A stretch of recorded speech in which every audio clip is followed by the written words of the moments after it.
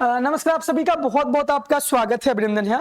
इलाहाबाद विश्वविद्यालय के साथ साथ जितने भी केंद्रीय विश्वविद्यालय हैं जिनका एंट्रेंस एग्जामिनेशन सीयूटी यूजी 2025 हो रहा है, इसका करेक्शन विंडो अब आ चुका है। फॉर्म को भरने की लास्ट डेट खत्म हो गई, यानी कि अगर आप इलाहाबाद यूनिवर्सिटी, बनारस हिंदू यूनिवर्सिटी के साथ साथ जो भी सेंट्रल यूनिवर्सिटी, दिल्ली यूनिवर्सिटी, अगर आप किसी भी सेंट्रल यूनिवर्सिटी में एडमिशन यूजी कोर्सेज में यानी कि अंडर ग्रेजुएट कोर्स में लेना चाहते हैं, तो इसमें जो है आप सबसे पहले सीयूटी यूजी का फॉर्म भरेंगे, यानी कॉमन यूनिवर्सिटी एंट्रेंस टेस्ट 2025। तो अभी इसके फॉर्म की डेट खत्म हो गई है, फॉर्म की डेट ओवर हो गई है। अब इसका करेक्शन विंडो आया है। करेक्शन विंडो का मतलब जो भी गलतियां आपने की हैं वो गलतियां आप सही कर सकते हैं, आपको एक और आखिरी मौका दिया गया है। तो इसके लिए सूचना जारी हुई है कि ऑनलाइन सबमिशन खत्म हो गया है और जो करेक्शन विंडो आपकी है ये चलेगी 26 मार्च से लेकर के 28 मार्च तक।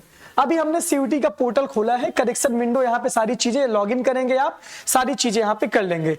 ये सब ऑनलाइन आवेदन के चरण है और इसमें new candidate registration scheduled is over, यानी कि ये ओवर हो चुका है। अब आपका फॉर्म नया भरा नहीं जाएगा।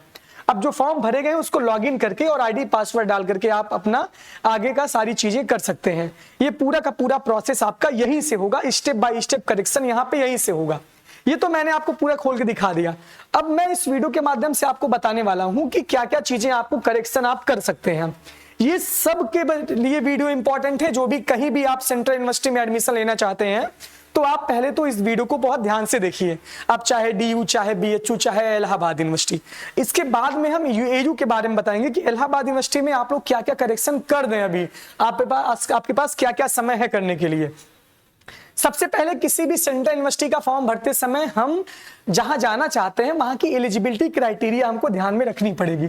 एलिजिबिलिटी क्राइटेरिया अगर हमारे पास ध्यान में नहीं रहेगी तो एलिजिबिलिटी क्राइटेरिया क्या है, यानी कि जो कट ऑफ बनेगी बाबू, वो कट ऑफ किस किस सब्जेक्ट की बनेगी, यानी कि कौन कौन सा पेपर आप दें। जो पेपर आप देते हैं, जो एग्जाम आप देते हैं, उसमें कौन कौन सा पेपर आप देते हैं।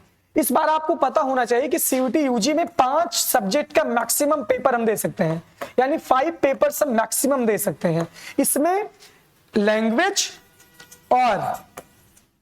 के साथ साथ जनरल एप्टीट्यूड टेस्ट इंक्लूड है, यानी कि ये लैंग्वेज और जनरल एप्टीट्यूड मिला के, डोमेन मिला के आप टोटल प्लस डोमेन, इसके साथ आप मिला के कुल 5 पेपर आप ही दे सकते हैं। इस बार ये चेंजेस किए गए हैं, तो ये बात आपको बहुत ध्यान में रखना जरूरी है। तो पेन यहाँ पे चल गया। ये बात आपको ध्यान में रखना बहुत जरूरी है कि ये काम आपको करना है। इसके पहले आप जानिए कि करेक्शन विंडो में हम क्या क्या करेक्शन कर सकते हैं। तो ये वीडियो सॉरी, सबसे पहले जानिए कि candidate shall not be allowed to change, यानी कि ये अलाउ नहीं है चेंज करने के लिए अपना mobile number, email address, permanent and present, emergency contact number. ये चीजें आप चेंज नहीं कर सकते। आप क्या क्या चेंज कर सकते हैं, आप अपने कैंडिडेट का नाम चेंज कर सकते हैं, father name, mother name, 10th 12th जो भी आप डेटा है वो, date of birth, gender, category, sub category, photograph, signature, ये सब आप चेंज कर सकते हैं।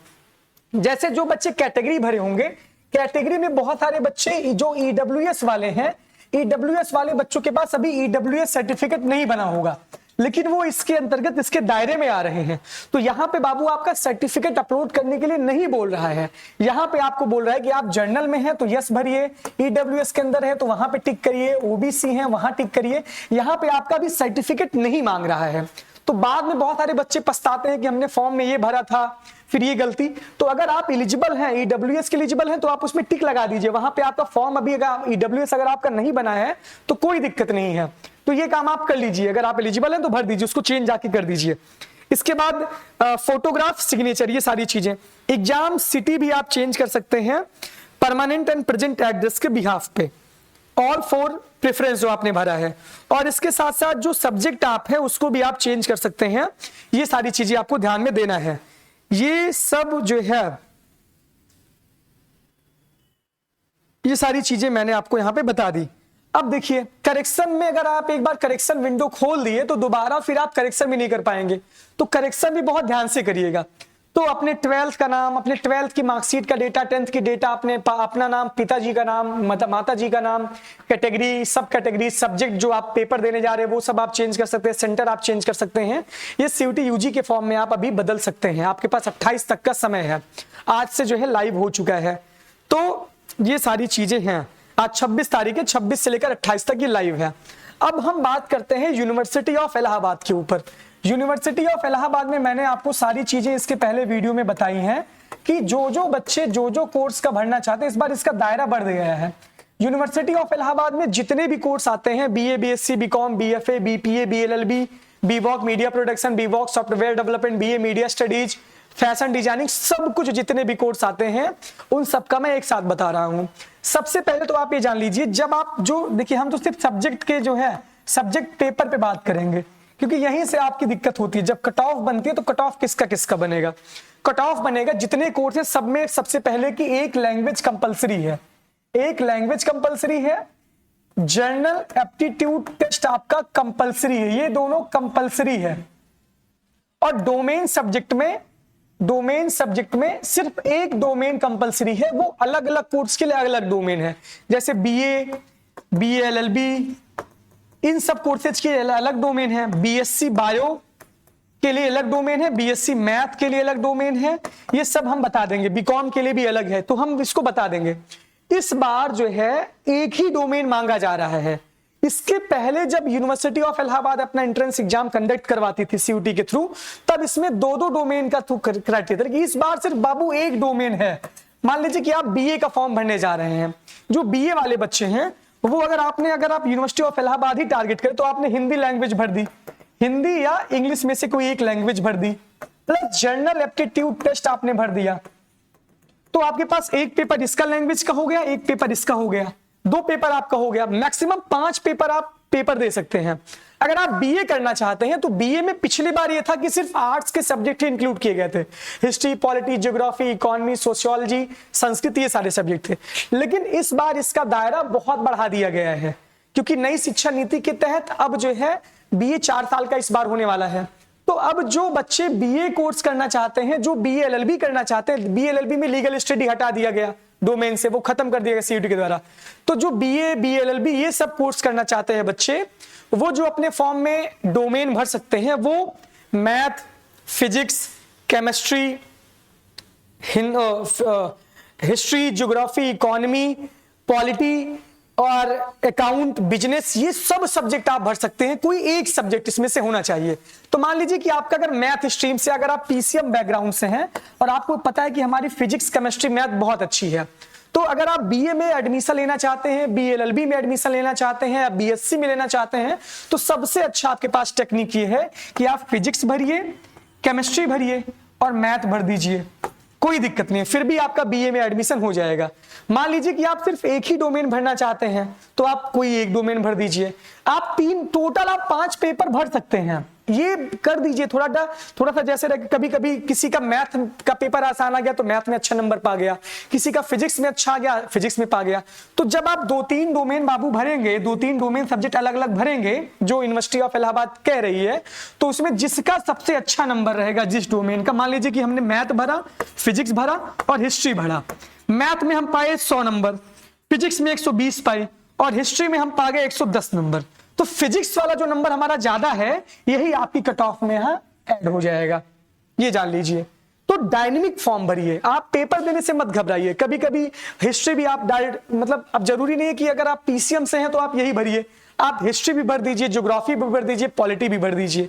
तो ये सारी चीजें हैं। इसके पहले भी ये सूचना हमने आपको बताई है, पूरा वीडियो भी मैंने डाला है, और वो अगर आपने देखा होगा ध्यान से तब आपको सारी चीजें पता भी होंगी। अगर आपने नहीं देखा होगा तो आपको तो बिल्कुल भी पता नहीं होगी। तो ये सारी चीजें कर लीजिए। जैसे आप बीएससी मैथ कोई करना चाहता है, और एक साथ देखिए कई सारे फॉर्म आप भर सकते हैं। जब यूनिवर्सिटी ऑफ इलाहाबाद अलग से, जब एनटीए का एग्जाम आप दे देंगे, जब इसका रिजल्ट आ जाएगा, तो यूनिवर्सिटी ऑफ इलाहाबाद अलग से अपना वो करवाता है, रजिस्ट्रेशन करवाता है। तो उसमें आप एक साथ बीए भी भर सकते हैं, बीएससी के लिए अप्लाई कर सकते हैं, बीएलएलबी के लिए भी अप्लाई कर सकते हैं। लेकिन आपको ध्यान देना है कि डोमेन आपका सही रहना चाहिए। जैसे कि कोई बच्चा बीए के लिए भी ट्राई कर रहा है, बीएससी के लिए ट्राई कर रहा है, बीएलएलबी के लिए ट्राई कर रहा है, तो बीए और बीएलएलबी के लिए तो इस बार सेम क्राइटेरिया है, लेकिन बीएससी के लिए थोड़ा सा डोमेन अलग हो गया है। जैसे इसमें फिजिक्स, केमिस्ट्री, मैथ भी आ गया है, सीएस भी आ गया, ये सारी चीजें आ गई हैं। तो फिजिक्स, केमिस्ट्री तो एक आध सब्जेक्ट आप साइंस के भर दीजिए, 2-3 एक आध सब्जेक्ट आप आर्ट्स के भर दीजिए। बीए में और बीएलएलबी में भी साइंस के सब्जेक्ट मान्य हैं, तो इस वजह से कोई दिक्कत नहीं है। आप अगर कोई आर्ट साइड से है तो history, geography, polity, economics, psychology ये भर सकता है। तो ये पूरा आपके पास स्वतंत्रता है भरने की, लेकिन आप कौन सा सब्जेक्ट आपका स्ट्रांग है, कौन सा आप भर सकते हैं, ये करिएगा। कोशिश करिएगा कि एक से ज्यादा डोमेन भरिएगा, एक से ज्यादा डोमेन सब्जेक्ट आप भरिएगा।